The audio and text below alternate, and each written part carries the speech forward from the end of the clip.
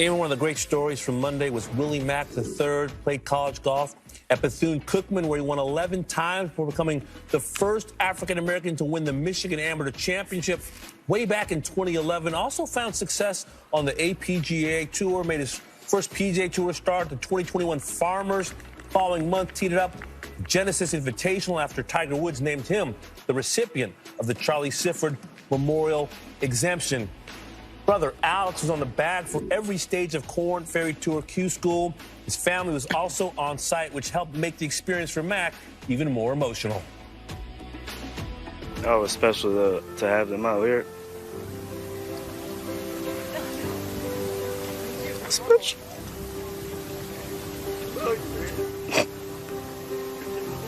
Thanks.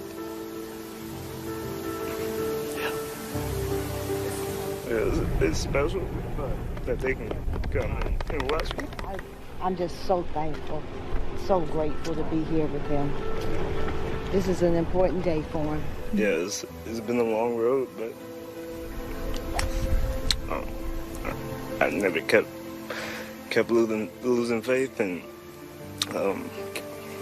never gave up. Just out there grinding on many tours is rough, but I've made some money out there and play well, but to see it all come together is special.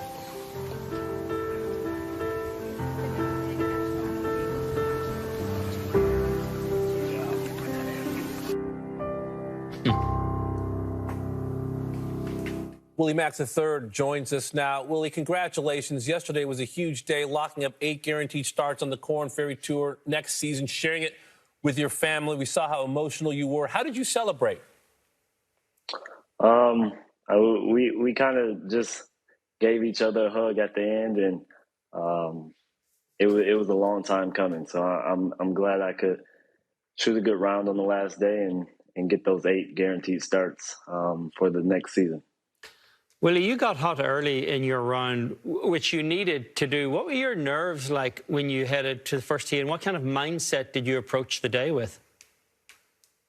I've been in that position a million times, so I knew I need to play a solid round of golf.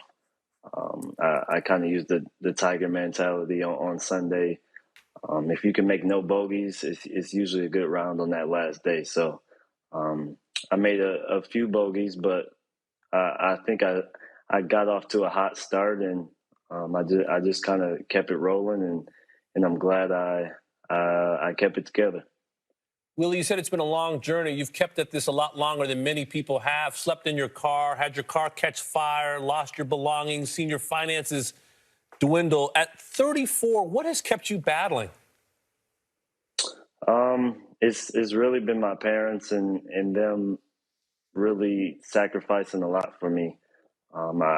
Sometimes I felt like giving up, but I knew if it wasn't for my parents and them doing the things that they have done, I wouldn't be in that position. So some of those nights in the car with no AC on in the car, it was rough, but I always, in the back of my head, had my parents in there, and they really stuck by my side, and I'm just glad that I could get my Korn Ferry Tour card this year.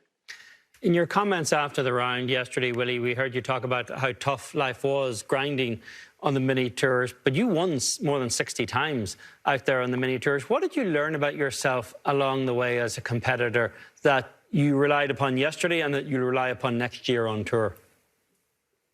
That golf is golf. It's an up and down battle, no matter if you're playing well or you're not playing well. Sometimes you hit the ball well and play like crap, but sometimes you hit the ball bad and you play good. So it's just keeping a good mentality out there, positive things, and I think having my brother on the bag each stage really kept me in a good positive mindset.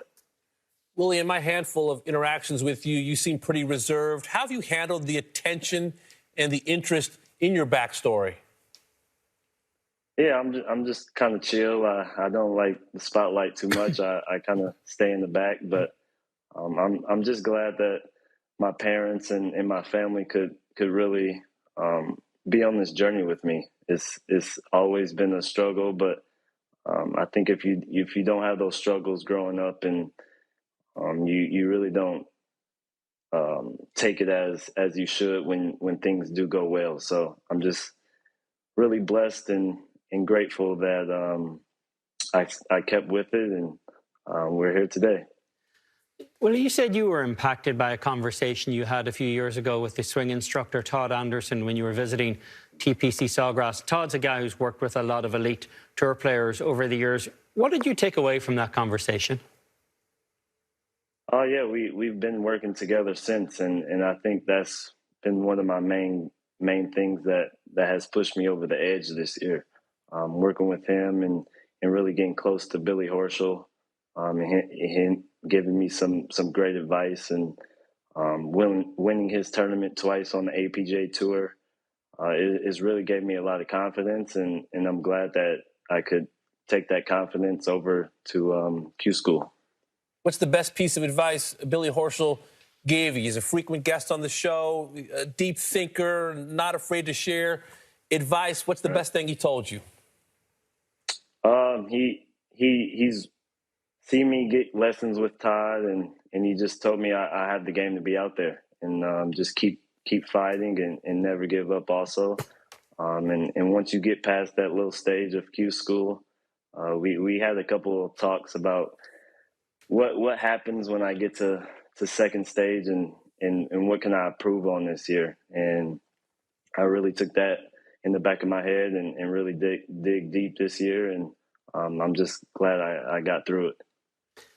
When you have those kind of conversations about what to do at the next stage, it just reinforces that there's always another level behind where you've just climbed. Is it tough to stop celebrating the accomplishment of yesterday because you still do have another level that you're looking to climb to get to the PGA Tour? Do you remind yourself of that, or do you allow yourself to enjoy what you've accomplished so far this week? No, I think the job just started. I got back last night pretty early, around 8 or so, and I actually got up this morning and went to the golf course. I just know I have to work even harder now, even though I got to this stage.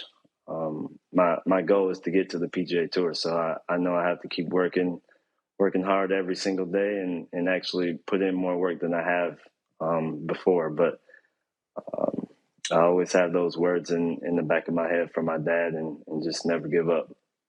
On that note, you've seen the competition up close. How do you set the groundwork for your training this off-season? What will you focus on? Oh, yeah, I actually had a conversation with Todd yesterday, and we're going over some things that I think I need to improve. And that's what we're going to do these next couple months before the first tournament of the season. And hopefully we can improve those things pretty fast, and get off to a good start next year, and see what happens. Willie, it's been amazing following your journey. A lot of people pulling for you and happy for you. Best of luck next season. We will speak to you soon. Thanks for having me on.